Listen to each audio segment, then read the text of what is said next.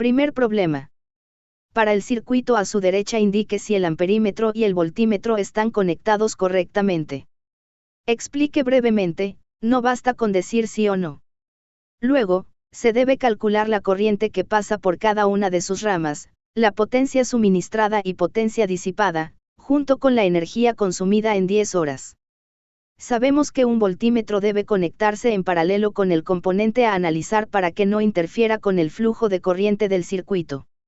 Debido a que la resistencia de un voltímetro ideal tiende a infinito, realmente, están en el orden de los megaohm o millón de ohm. El voltímetro está conectado en serie, está mal colocado así que esta rama se comporta como un circuito abierto. La borramos. No existe. Para medir la corriente que fluye a través de un componente de circuito, el amperímetro debe conectarse en serie tal y como se está haciendo. Por su baja resistencia, idealmente tiende a cero, no produce una caída significativa del voltaje en su rama. Es como un trozo de cable más. En conclusión, está bien conectado. Para obtener la corriente que pasa por cada una de las ramas restantes, empezamos ubicando los nodos. Pacman se va a encargar. Empezando desde un punto arbitrario, preferiblemente algo que parezca una bifurcación, vamos a ir recorriendo el circuito hasta llegar a otra bifurcación.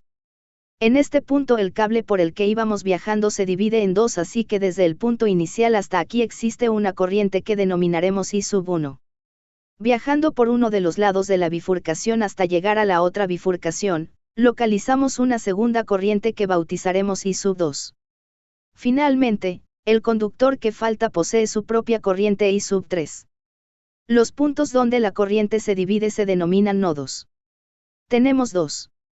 Dada la polaridad de las FEM presentes, supondré esta orientación para la corriente. Esto es una decisión arbitraria pero la más probable, especialmente en lo que respecta a I2 dado que esa rama tiene la FEM más grande. El sistema de ecuaciones nos dará o quitará la razón. Empecemos por la regla de las corrientes. Dados n nodos como son útiles solamente n-1 ecuaciones, notaremos que en el nodo 1 y en el nodo 2 llegamos a la misma expresión, pero volteada respecto a la igualdad. En el nodo 1 la corriente 1 es entrante. La 2 y la 3 son salientes. En el nodo 2 es, al contrario. Son la misma ecuación, nos quedamos con cualquiera. Pasemos a la regla de los voltajes. Considerando la geometría del circuito tenemos tres recorridos posibles.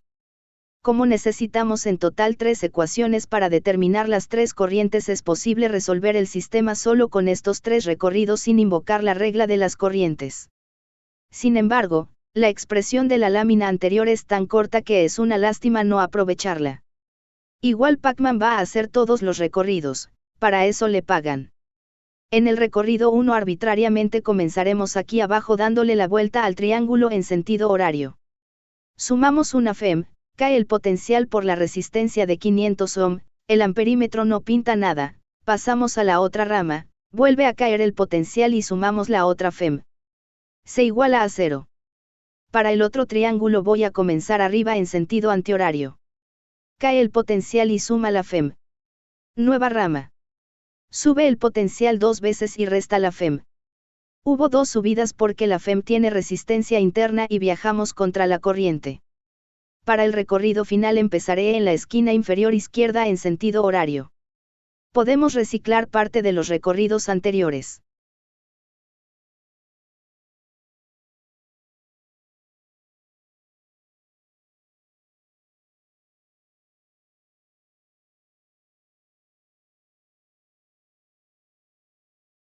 Arbitrariamente, construyo el sistema de ecuaciones con estas tres. Una aplicación de la regla de los nodos y dos recorridos. Necesito solo tres ecuaciones porque tenemos tres incógnitas. Veamos que era posible resolver el sistema por fuerza bruta. Se despeja la corriente I2 de la tercera ecuación. Se despeja la corriente I3 de la segunda ecuación. Se sustituye todo en la primera ecuación. Ahora tenemos un pasticho en términos de I1, vamos a agrupar los términos con la corriente de un lado y las constantes del otro. Nos queda esto al separar las fracciones. Sustituimos los datos del problema. El lado izquierdo tiene unidades de amperios porque evaluamos voltios entre ohmios. El lado derecho es ohmios entre ohmios, adimensional. Terminamos de despejar I sub 1. Este es el valor exacto de la corriente, evaluemos numéricamente. Aproximadamente 0,017 amperios. Con este valor nos devolvemos a los primeros despejes para conseguir I sub 2. E I sub 3. Con los sentidos planteados esta última dio negativa, quiere decir que esta corriente no iba en sentido horario saliendo de la FEM, realmente iba en sentido antihorario entrando a la FEM. Eso tendrá consecuencias en la potencia.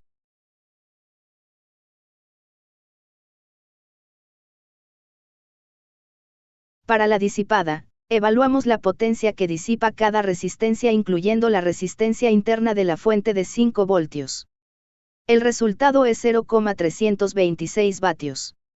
Para la suministrada, nótese que la corriente 3 va hacia la FEM.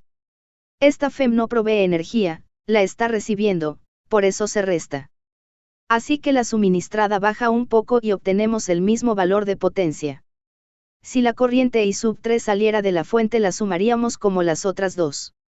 Sabemos que por conservación de la energía entregada al circuito debe ser igual a la energía gastada, por ello las potencias son iguales.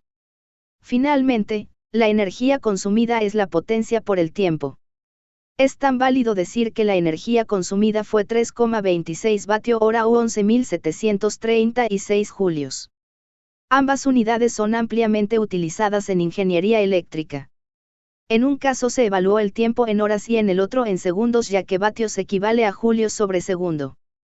Pasemos al siguiente.